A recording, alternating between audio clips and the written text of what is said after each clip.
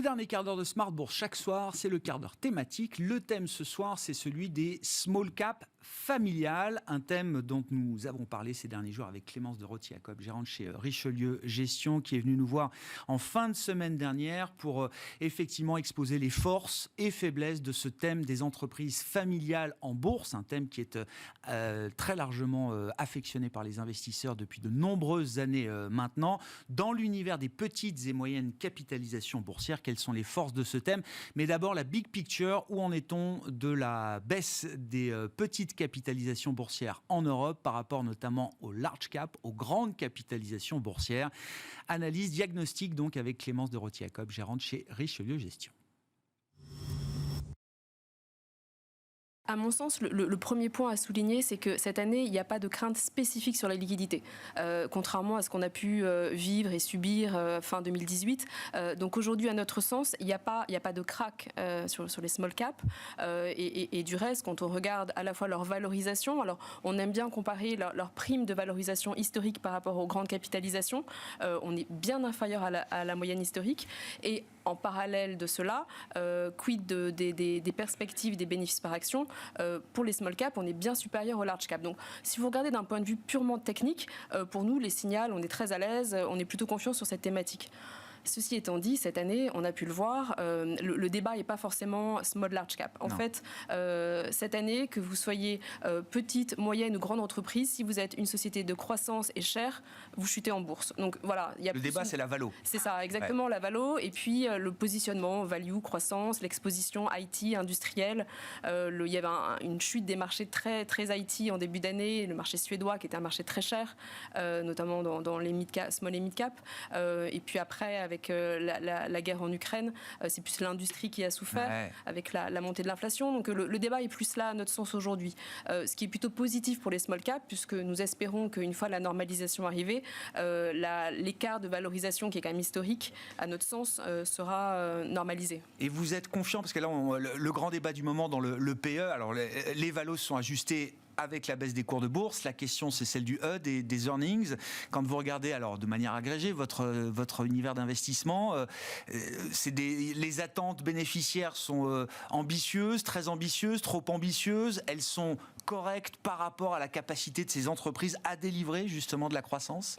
On est vers la fin de la publication des premiers trimestres. Ce que nous avons pu voir, et là où les déceptions ont été parfois, quand il y a eu des déceptions, c'était vraiment sur l'inflation des coûts qui n'avait pas été guidée assez tôt par les dirigeants, et donc ils ont dû ajuster leurs prévisions en début d'année. Après, c'est difficile d'avoir une vue. On a seulement le T1, on n'a pas toute la séquence bénéficiaire de l'année. Et en général, c'est plutôt au deuxième trimestre que vraiment l'earnings est ajusté pour coller davantage à la réalité annuelle. Maintenant, la sélection de titres et le stock picking, à notre sens, fait plus de sens que jamais, avec vraiment chercher les sociétés qui ont ce pouvoir de négociation et qui vont pouvoir passer la crise inflationniste. Qui semble durer. Oui, on va partir de cette hypothèse-là.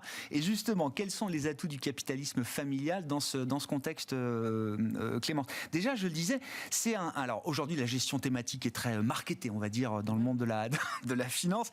Mais c'est à juste titre. Et à juste titre, évidemment. Non, mais le marketing, il n'y a aucune connotation négative de ce point de vue-là. Ça montre bien les tendances qui guident votre industrie aujourd'hui. Mais c'est un thème ancien de marché, c'est pas nouveau. Ce thème, cette thématique de l'entreprise familiale, c'est toujours quelque chose que les investisseurs boursiers notamment ont affectionné, Clémence. Exactement. Alors c'est avéré, je pense que c'est assez consensuel aujourd'hui de dire que sur le long terme, les entreprises familiales surperforment, parce que l'historique de performance le démontre, l'illustre. Maintenant, nous, ce qui nous intéresse, c'est quid aujourd'hui dans cet environnement de marché. Et pour nous, c'est un choix très cohérent dans un marché qui est très difficile. Enfin, il faut dire les choses, un marché qui est très volatile. Le maître mot, on le disait tout à l'heure, c'est le pricing power. Et finalement, quoi de mieux pour le déployer que des marques fortes, qu'une forte culture d'entreprise, qu'un savoir-faire renommé. C'est autant de caractéristiques qui sont propres aux entreprises familiales, qui ont réussi à travers les générations à développer ça, et c'est vraiment un fait. Et à cela, vous pouvez rajouter une gestion financière qui est plus avisée. Quand on parle d'entreprise familiale, et c'est vraiment un fil conducteur dans la gestion des patrons d'entreprise familiale, vous avez en général peu, voire pas d'endettement. Une croissance externe, donc des acquisitions qui est très disciplinée. Ça veut dire que finalement, en phase de creux de marché, vous êtes mieux positionné parce que vous avez la trésorerie nécessaire pour non seulement continuer, alors déjà ne pas faire appel au marché, ni augmenter votre endettement et donc vos charges financières, et puis surtout pouvoir continuer à financer votre propre croissance. Et également le fait d'avoir une discipline dans la croissance externe, ça va éviter, en cas de retournement de marché, d'avoir à déprécier ces actifs que vous auriez achetés trop cher avec une politique trop agressive de croissance externe. Donc pour nous, déjà lors de la crise sanitaire, elles étaient bien positionnées puisque cette trésorerie a permis de survivre en fait et de continuer à aussi investir dans la recherche et développement. Et aujourd'hui, ça prend aussi tout son sens avec l'inflation. Ouais, c'est ça. Les derniers stress tests de marché ont validé effectivement, ont validé l'intérêt du. Mais pourquoi est-ce que ces entreprises familiales qui sont cotées, qui sont soumises à la même dictature des marchés que d'autres entreprises, les résultats trimestriels, etc., pourquoi est-ce qu'elles se retrouvent mieux positionnées? Comment on explique cette discipline financière, comme vous dites, Clémence? La discipline vient vraiment du fait que elles ont une vision à long terme. Leur priorité, c'est la transmission à la génération d'après. C'est préserver le patrimoine. C'est ça, vous gérez votre société de façon différente que si vous étiez un mandataire social là pour 5 ans et devant restructurer l'entreprise. Là, il y a vraiment une priorité de pérennité qui est dans l'ADN des entreprises familiales. Après, tous les atouts que nous mettons en avant, n'oublions pas, parce qu'on peut être étonné parfois quand on voit les mouvements boursiers, évidemment, quand le marché chute, elles vont chuter davantage, mais là, nous, on parle plus de leurs fondamentaux économiques. Le comportement boursier peut être le même à un instant T que le marché, puisque le marché ne fait pas la distinction, mais au prochain résultat, on voit quand même qu'elles sont mieux loties. Et en sortie de crise, on voit celles qui finalement étaient mieux gérées et vont sortir gagnants de cette crise-là. À quoi est-ce qu'il faut faire attention quand on veut se mettre aux côtés d'une famille en tant qu'investisseur minoritaire dans une entreprise cotée, Clémence? Le fait d'être minoritaire, de ne pas partager forcément les mêmes intérêts long terme que la famille, est-ce que c'est déjà un sujet?